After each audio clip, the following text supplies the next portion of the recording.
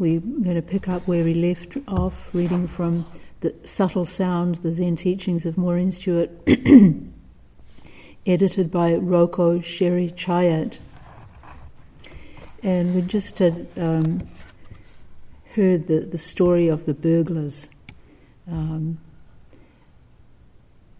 analogy for the nature of our practice. The point being that we learn on our feet, or we could maybe say on our seat. Nobody can give us a set of foolproof instructions. There can be pointers made, but ultimately each of us has to find our own way, because each of us is different.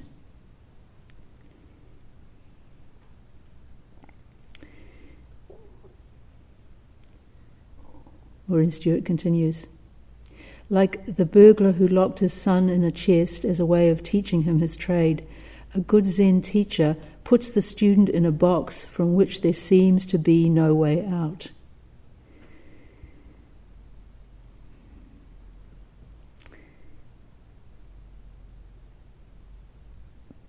Surely everyone who has worked on koans has had times when they felt like they were locked inside a box with no way out. Really, each of us has to become a Houdini, find our way out of this box. And what the box is made of, the walls of the box are made of our egoistic opinions and ideas and attachments.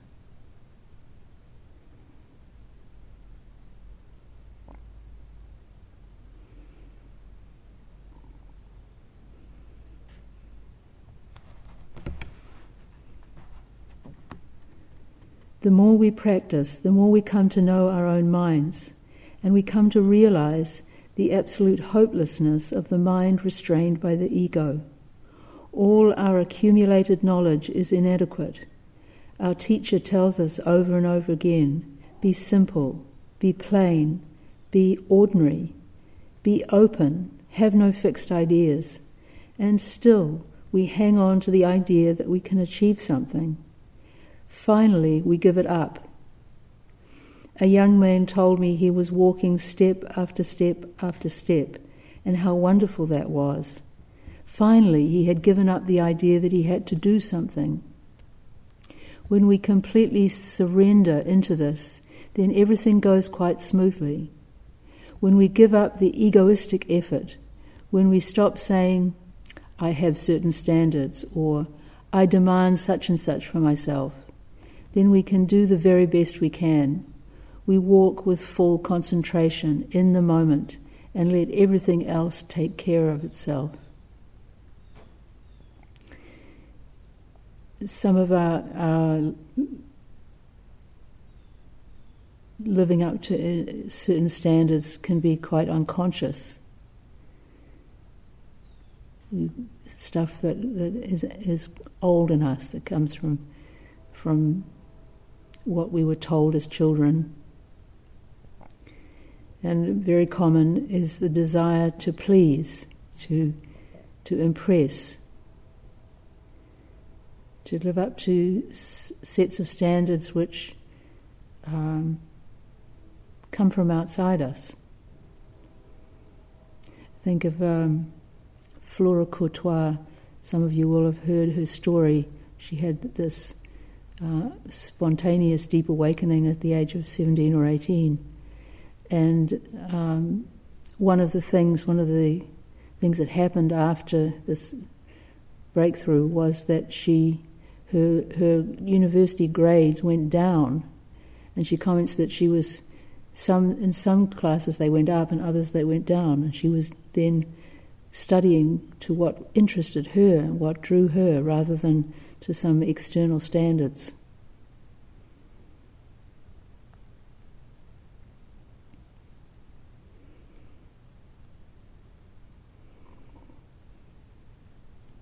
Something else that must be given up is the idea of labeling.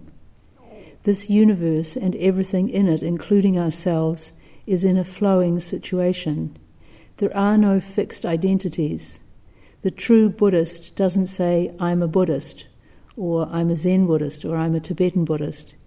We are just human beings. When the Buddha was asked to give a definition of reality, he didn't put any label on it.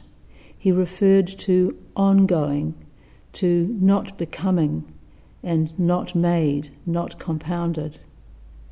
He directed us to look into matters of our own experience, to examine the nature of suffering. Where does our suffering come from? My way, my opinion, this is the way that things should be. I have to do it this way. When we let go of this egoistic way of life, we discover what Obaku said. Obaku's Chinese name is Huang Po. Mind, universal mind or reality, is no other than the Buddha, and Buddha is no other than sentient beings. When mind assumes the form of sentient beings, it has suffered no decrease, and when it has become a Buddha, it has added nothing to itself.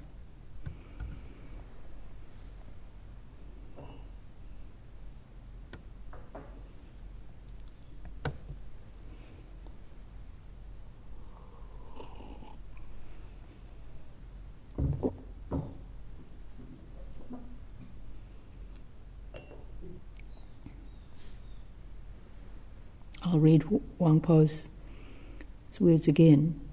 Mind, universal mind or reality, is no other than the Buddha, and the Buddha is no other than sentient beings. When mind assumes the form of sentient beings, it has suffered no decrease, and when it has become a Buddha, it has added nothing to itself.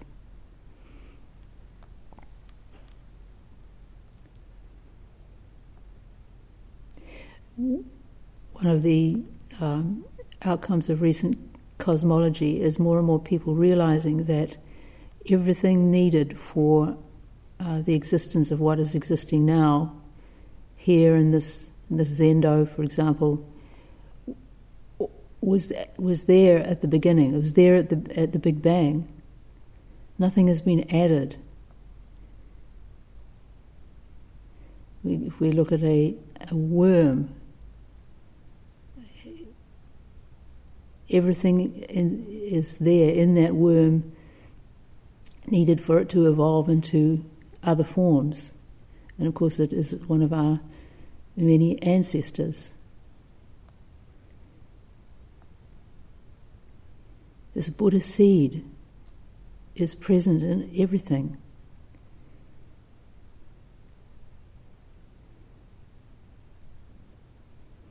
Nothing needs to be added.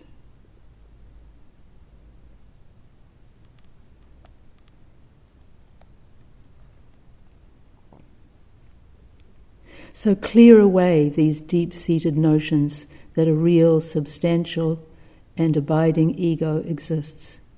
Thank goodness it does not. It did not and it will not. What a relief! As we go along in this practice, we begin to see things differently. But don't expect anything. Don't think my life will change dramatically. To say my life is to go back to that egoistic process. Just do what needs to be done and let the results take care of themselves. Be patient. Everything will change.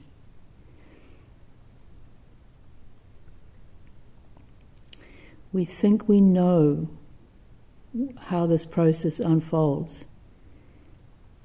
But whatever we know, we think we know, gets in the way.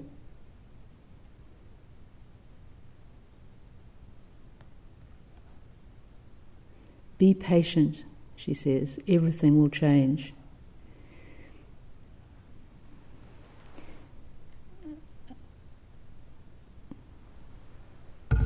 Before session, I was talking to Martha Thompson, who's been volunteering in the kitchen, and she now works with a Tibetan teacher, and she said that one of the things that really struck her with Tibetan teachers in general was their extraordinary patience.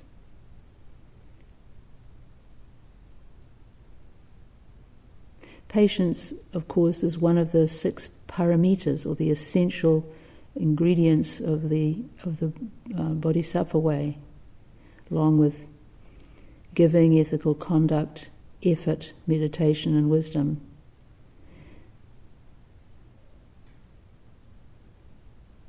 Patience, we can underrate it.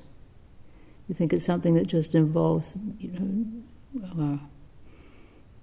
enduring what is difficult. But it's an element of patience is having the long view.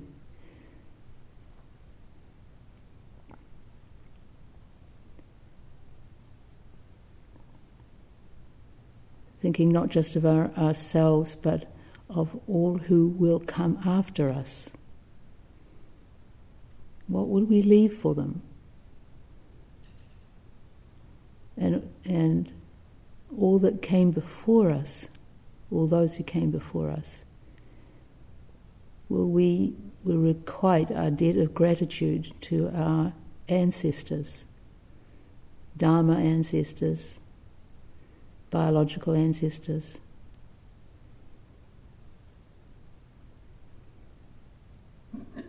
With patience, we can avoid sabotaging our practice. Keep taking the lid off that pot we're trying to get to boil and checking it out. No, just put the lid on and do what's needed.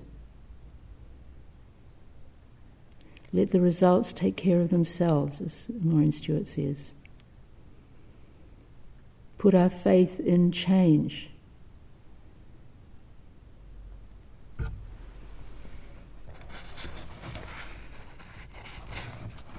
Next, our section is called Daily Life Practice is the Way.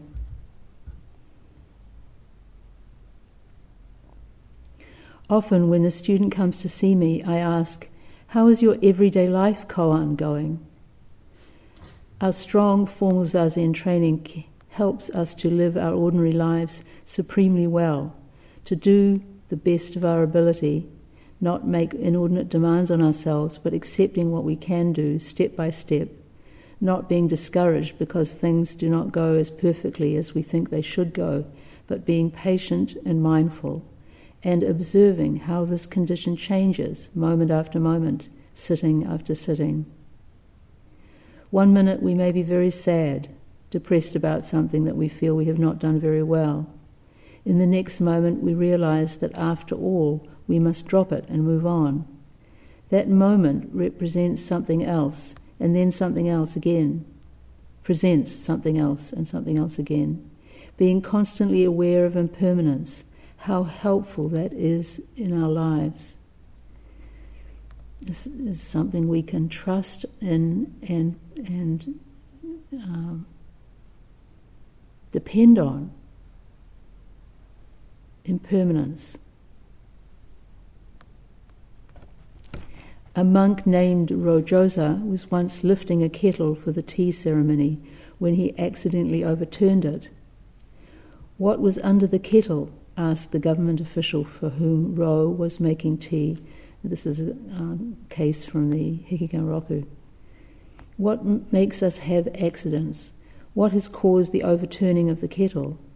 Do we allow an accident to knock us off base, or do we just keep steadily moving on? I think here of the saying in the theatre that the show must go on. Even if you get fed the wrong lines or you forget your own lines, the show must go on. We have to take what is given to us in that situation, in a theatre situation. Even if we get the wrong line, we have to make the best of it. What we think is the wrong line. And sometimes improvisation is creative.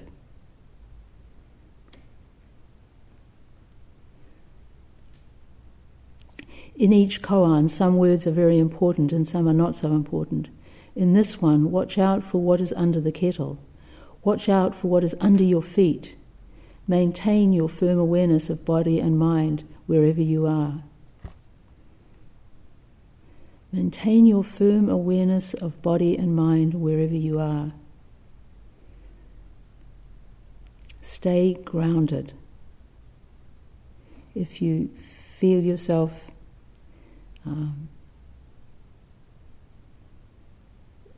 unmoored in one way or another, then just feel your feet on the ground or your seat on the cushion. Breathe. Look around. See where you are.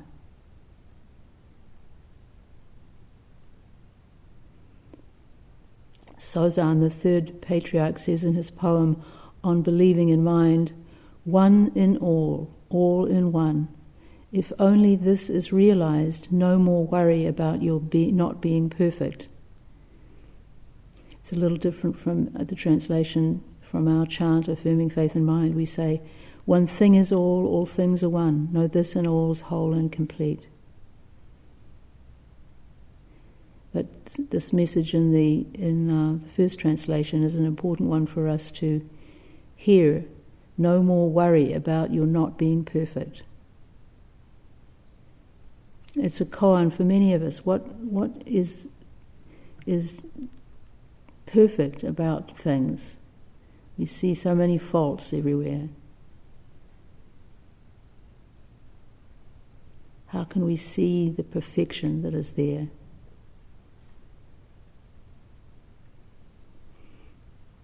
She continues, no more worry about tipping over the pot during the tea ceremony or keeping things in some pristine condition.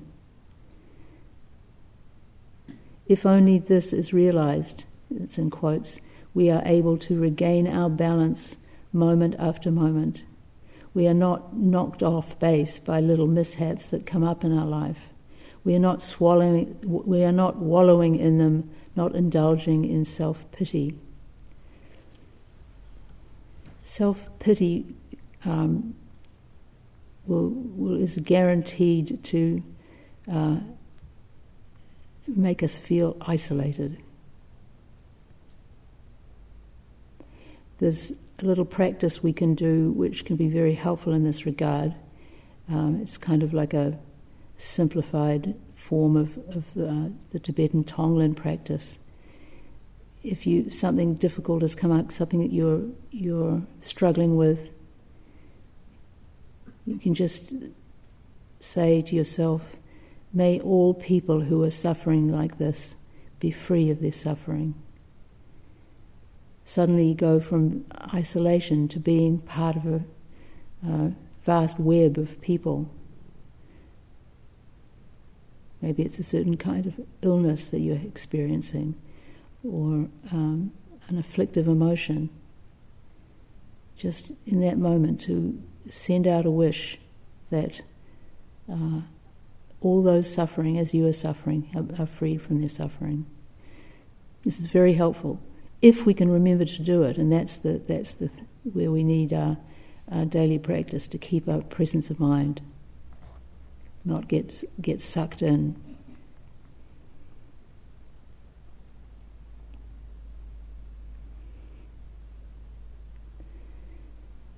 Daily life practice is the way. This is the hardest practice, but if we think of the tea ceremony, it may help. What is under that kettle that's warming the water in your life? What is the firm foundation that you are making now, sitting in this strong zazen posture, following your breath, letting all the extraneous stuff fall off?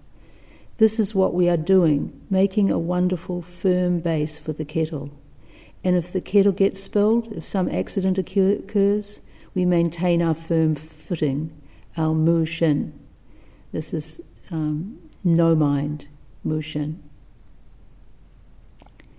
In the story about overturning of the tea kettle, Rojosa's teacher, Myosho, says, "Still you wander about the countryside, working with a stump." Our vision of this has working with gathering charred wood. So it seems a pretty useless thing to be doing.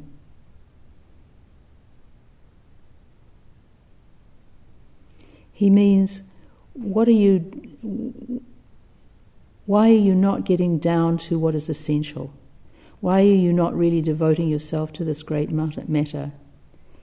Ro answers, what about you? And Maurine Stuart comments, don't ask someone else. Please work on your own original answer in life. Take care of your own life. Drive your own life. Get on with your own affairs. And she tells the story of once going to see Soen Nakagawa, and he asked, how did you get here? Good Zen opening question. And she said, I drove my car. And then he asked, how are you driving your life?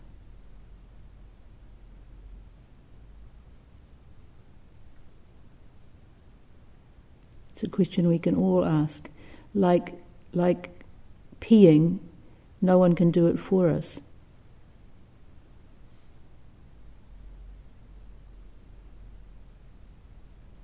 You may wonder, what about this matter of pain, desire, all of that? In the Heart Sutra, we read that the Prajnaparamita Dharani completely clears all suffering. We have in ours, whose words allay all pain. But to have no pain and no desire is to become dead. In fact, it means to have no connection.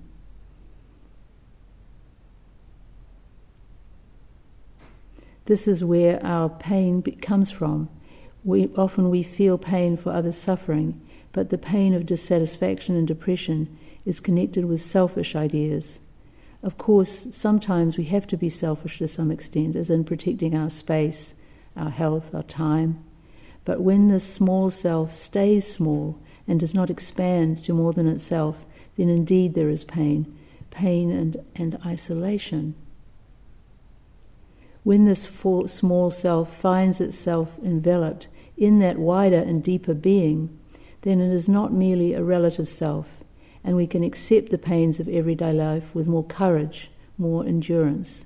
This is what Zen gives us.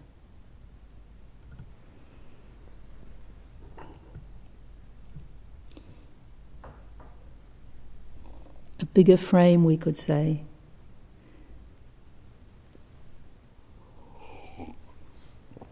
Or no frame, that circle that has, whose centre is everywhere and circumference is nowhere.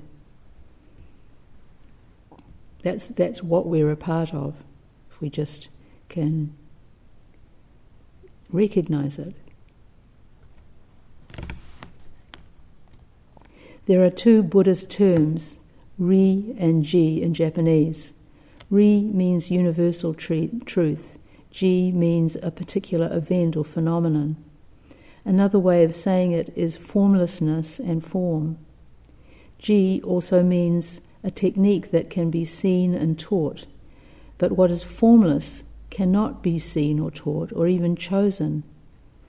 The Ji of Zazen, the instruction in how to practice, is very simple, very plain, very straightforward. But there is a deeper meaning of this instruction with respect to posture and breathing. Our attitude towards life is expressed in our posture.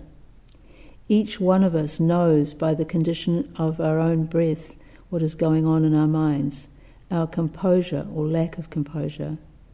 Ri shows itself in every situation, but it is expressed not only in wonderful Zen calligraphy, but in our lives, in the art of living.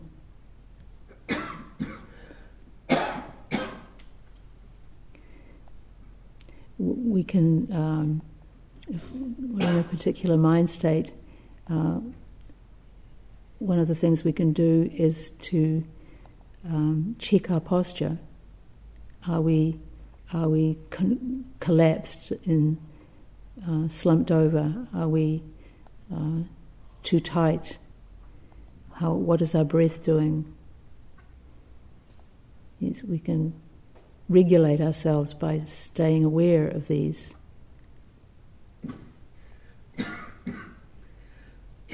And not just in the Zendo, but everywhere.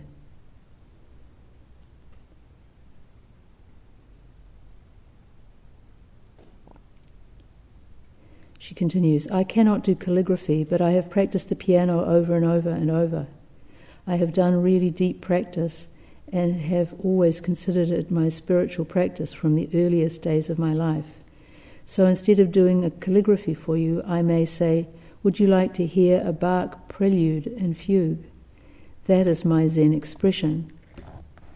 The point of using one special way again and again, that's way in the sense of a particular art or discipline, is that our expression becomes clearer and clearer through the discipline, just as with Zazen, sitting after sitting, everything becomes clearer. When we are in the condition of Mu Shin, even to some small degree, then nature and spirit, human and superhuman, become one. Then the great works of art are created. Looking at a calligraphy by Stuart-roshi, we feel how Mu wrote Mu. There has been no egocentric attempt at effect or interference, but simply a spontaneous and wonderfully vivid expression that comes straight out at us. There is no fixing it up, no removing the smudges, no brushing it over. It's just as it is. One of the beauties of really great art are the imperfections. Something very perfect is in a sense dead, in a way that something with flaws is not. It's alive.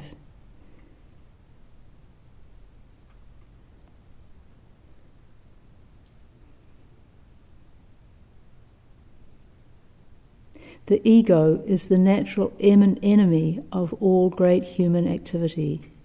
When it is out of the way, we are in a heavenly condition. In this state of selflessness, our energy makes the heavens dance, not choosing to do, but being done.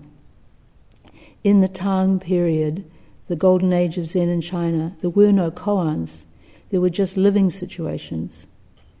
Any time, any place was the place of practice. Everything at hand, every event was an occasion for the forceful and free functioning of Zen. So it is in our lives. Any time, any place is our place of practice.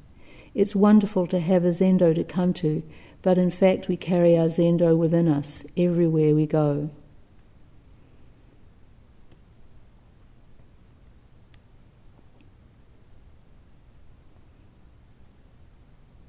She mentions about when we're free of ego, it's a heavenly condition, and where our energy makes the heavens dance. This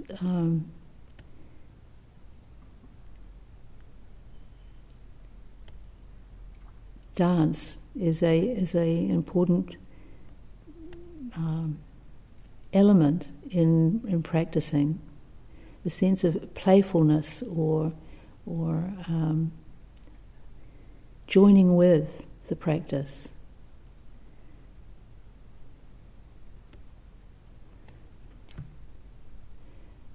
For a long time, I think, when I was working on Mu, I had this notion that I had to somehow kind of wrestle it to the floor and pin it down.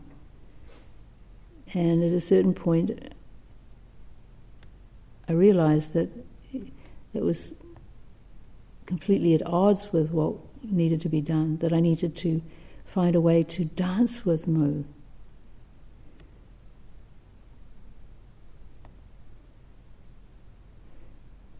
To find a kind of flowing freedom in it rather than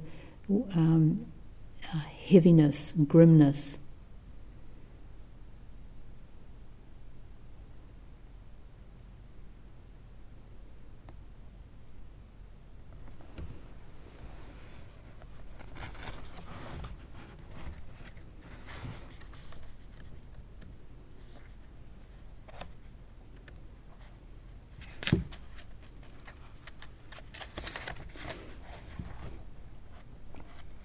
Next section is called Who is the Real You?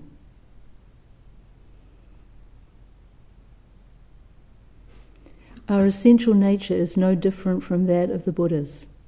The substance of the universe is coextensive with our own Buddha nature. When our minds are clouded with delusion, however, we don't see this. We see nothing but a world of individual entities.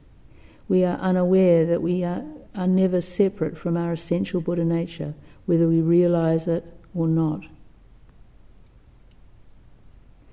This she's restating here the basic teaching of the Buddha from the Avatamsaka Sutra. All beings are Buddha, endowed with wisdom and compassion and virtue, lacking nothing, and it is only because our minds have been turned upside down by delusive thinking that we fail to perceive this.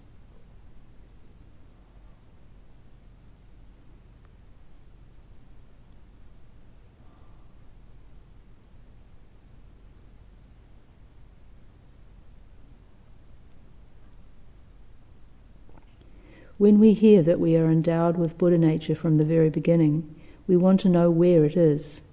We begin our search for our true nature. We may begin by reading books, listening to talks, and gradually a firm belief in the reality of Buddha nature comes about. Then we are driven to discover it with all the force of our being. And when we do, what is it that we have discovered? Only that we have never been without it.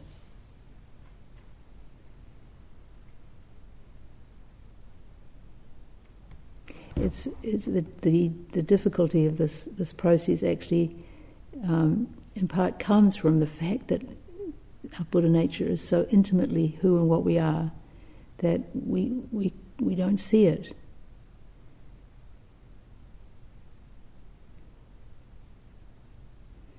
Sitting down and concentrating one's mind on a single matter, nothing is left unrealized. This does not mean that we control our minds. Our minds naturally settle down through our practice of mindfulness. Instead of drifting around, we truly turn our attention inward. Instead of the monkey mind condition, scrambling from one thought to thought, we just sit.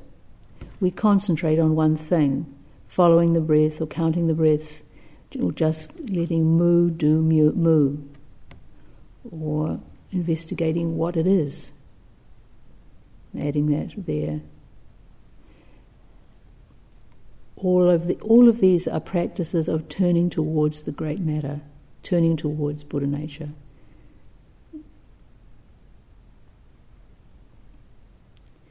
Our minds naturally settle down if we let them. If we can get rid of our egocentric preoccupation that we have to do something, then mu does mu. The body takes up its natural posture, the breath flows all by itself, and all inner and outer disturbances resolve themselves. When we try to resolve them, they only become stickier. There's nothing to do but to be ordinary, plain, and take one thing at a time. This is probably the most helpful piece of instruction there is in terms of doing sesshin. Take one thing at a time, one round at a time, one breath at a time. Don't imagine that we know what's coming next. Just put our faith in the law of impermanence.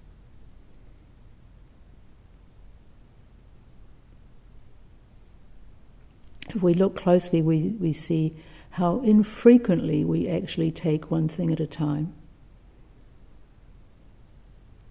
When we're eating, we'll be chewing one mouthful and already getting ready to take the next one.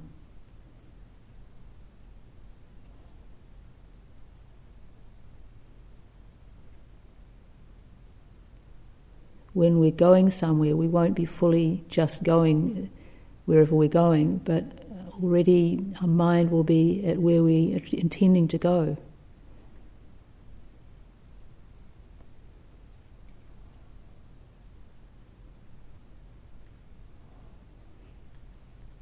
Rinzai says, the mind is without form.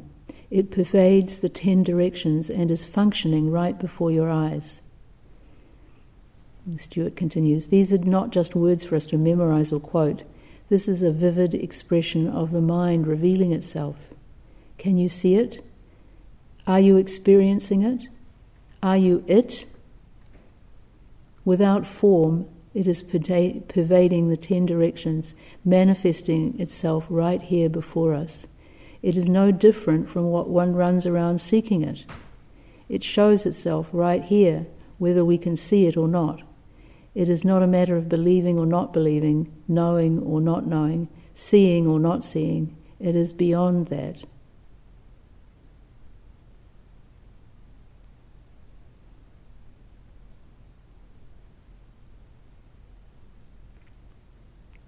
The way of being truly human is beyond all shapes. It has no form. When we use words like Buddha or Tathagata, there is some danger that we think of this as something apart from us. Searching for the mystery outside oneself leads us astray. The mystery is right here.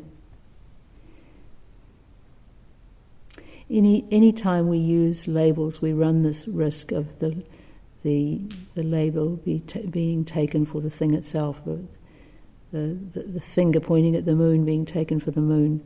But we do it because to not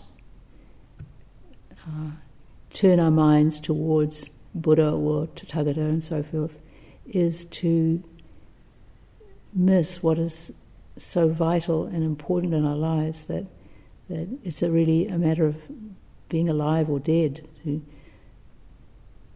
be aware or not aware of these things, these no things. Are you completely here, or is part of you somewhere else? Are you all of a piece, or are you split? Each of you has different roles in this life. Each of you wears many different hats, but are you fundamentally aware of your own true person? Who is the real you? There is no unchanging ego. There is no entity called a soul. Everything is constantly changing in the stream of cause and effect. What has appeared vividly one moment is gone the next.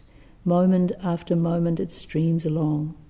Beyond this coming and going, this appearing and disappearing, there is nothing else. Phenomena are coming and going, and when you ask what is real, you have already missed it. It's gone.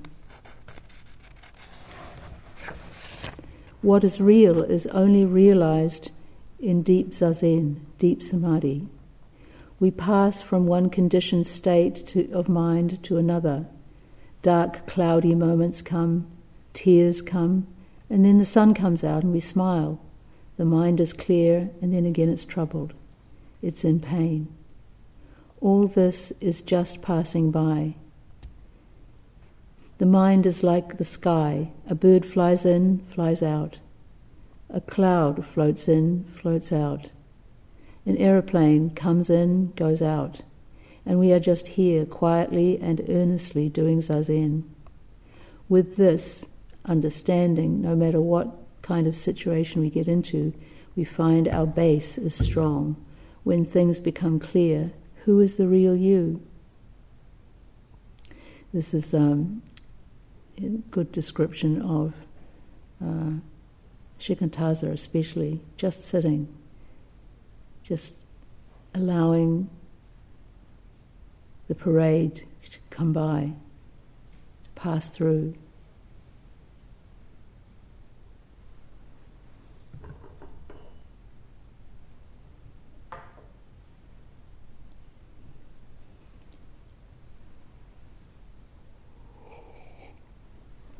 People have said to me, it's all very well to come to the zendo and sit in peace and quiet, but what to do when we are to go home?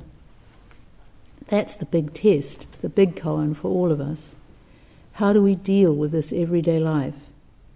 We think, I have so many passions, so many things that upset me, so much going on in my life. How do I find peace of mind? Dogen said that when the clay is plentiful, the Buddha is big. He meant by clay raw passion, lots of it. Where does the lotus grow? In the mud. If someone tells me I never get angry, I don't have any jealousy in my nature, I think, oh really? We are constantly dealing with such emotions, and they fertilize our practice. So please do not feel that you have to be in some absolutely tranquil, serene, permanently detached condition. This is not possible. It's not human. But because of this practice, when some deep emotion like anger takes hold, when our whole body is blazing with it, then in the very midst of it, we taste mu. We realize the true peace of mind that has been there all along. You have never been without it. We'll stop there and recite the 4 vows.